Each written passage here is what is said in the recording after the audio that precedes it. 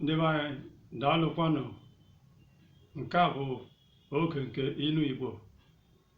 Ọ bụ nwanne unu nwoke Nwafọ Maazị Nnaọma Isaac Osu na-ewetara unu oge ilu Igbo. M ga-akọwa ilu nke na-asị na Jioku sị na ya maka yara wee site n'ala wee gbanye onwe ya mmanụ. Gịnị ka ilu a na-akọwa? Ilu a bụ ilu na-akọwa maka mmadụ ịkwanyere onwe ya ugwu wee konye akpa ebe aka ya ruru. Jioku bụ ji, ma ile ya anya ọ dị ka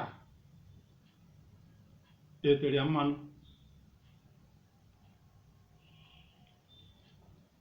Ilu a na-akọwa na o kwesịrị ka mmadụ were nwayọọ jikọba onwe ya, ghara inwe anya ukwu.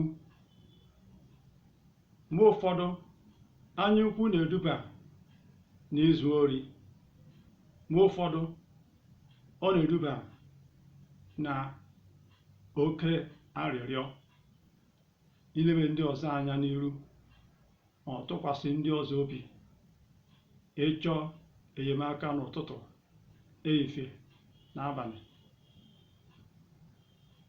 Mana onye chọrọ ịkwanyere onwe ya ugwu na-abụ olote ihe ụfọdụ anya, wepụ anya.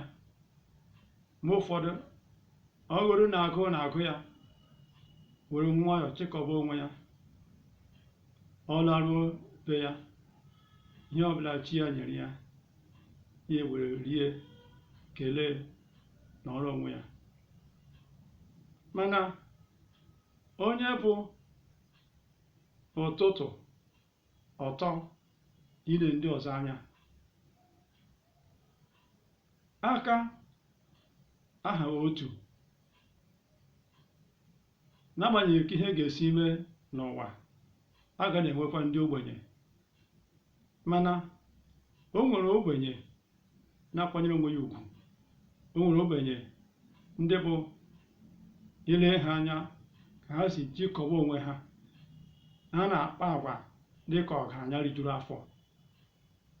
Ego anakọta hụ ebe ha seghere ọnụ enwe arịrịọ, ma ha na-eme ihe ha nwere ike ime ka ụmụ ha rijuo afọ, ka ha nwere onwe ha ghara ịdị nkekara n'anya ndị mmadụ, were nwayọọ kwanyere chi ha ugwu, kwanyere onwe ha ugwu. Ndị dị otu a, nke bụ eziokwu bụ na enyemaka na-esi n'elu si n'ala bịa mgbe ha na-atụ anya ya. Mgbe ụfọdụ ọ bụ ezie na ha arịọghị arịrịọ, ndị mmadụ na-enwe mmetụta na nke onwe ha inyere otu aka, karịsịa ma ahụ ka o si agba mbọ. Ya mere ndị Igbo ji were ilu ahụ na-agwarịta onwe ha okwu, na sị na Jioku sị na ya makwanụ nke aha bidokwa n'ala gbasa onwe ya mmanụ, nke bụ o ji gboo wee kechie ugwu ya, doro onwe ya, ghara ịchọ ka mmadụ rụọ ya aka n'iru n'ụzọ ọbụla.